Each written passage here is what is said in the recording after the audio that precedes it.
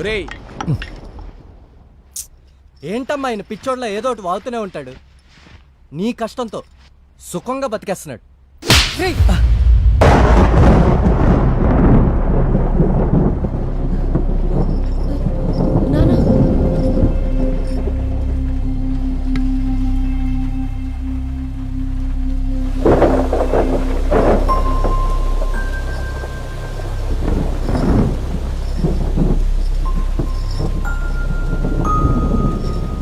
నీకు అర్థం చేసుకునే వయసు లేదని ఇన్నాళ్ళు నీతో చెప్పలేదు.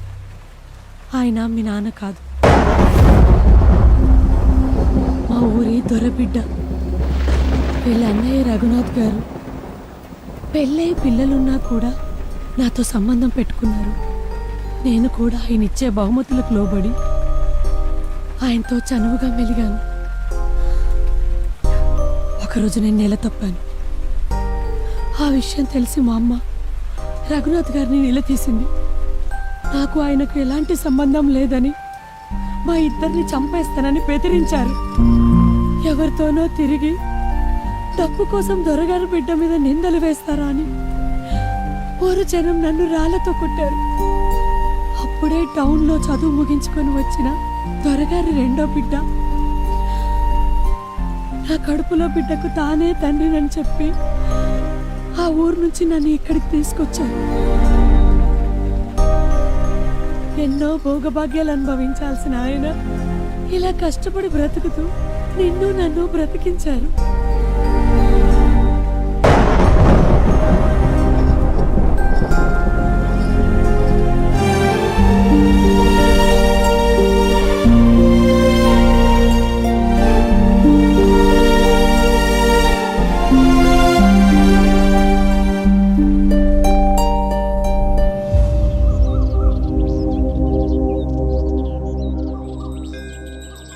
ఒరే రాము, ఒరే నాన్నగారు,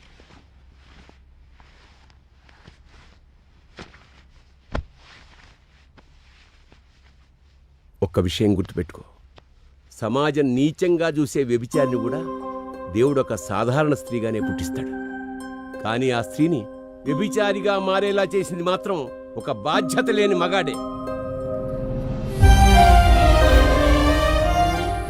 చిన్నప్పటి నుంచి మనకి తల్లిని పూజించాలి, గౌరవించాలి అని చెప్తారు. పిల్లలు అనుకుంటారు కేవలం తమ తల్లిని పూజిస్తే సరిపోతుంది. పిల్లలకి చాలా స్పష్టంగా చెప్పవలసిన విషయం, ఈ భూమి మీద ఉన్న ప్రతి తల్లిని గౌరవించాలి. అప్పుడే మనకు మనుగడ ఉంటుందని. నీకు నచ్చినా నచ్చకపోయినా ఈ భూమి మీద ఉన్న ప్రతి స్త్రీని గౌరవించాల్సిందే. ఎందుకంటే నువ్వు నీచంగా చూసే స్త్రీ కూడా ఒక తల్లి కాబట్టి.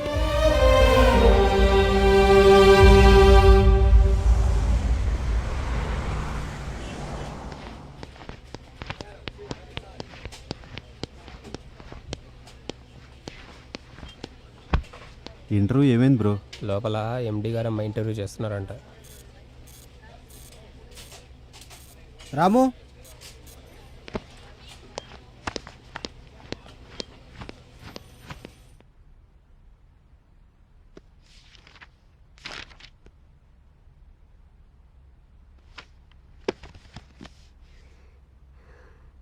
నన్ను పెళ్లి చేసుకుంటావా?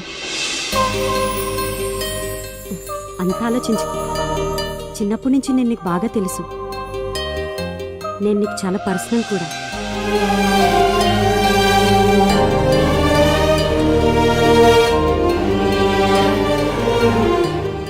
అవును, నీకు అమ్మాయిలంటే ఎందుకంత గౌరవం?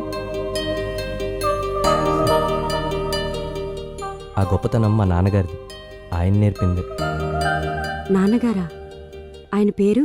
చలం, వెంకటాచలం.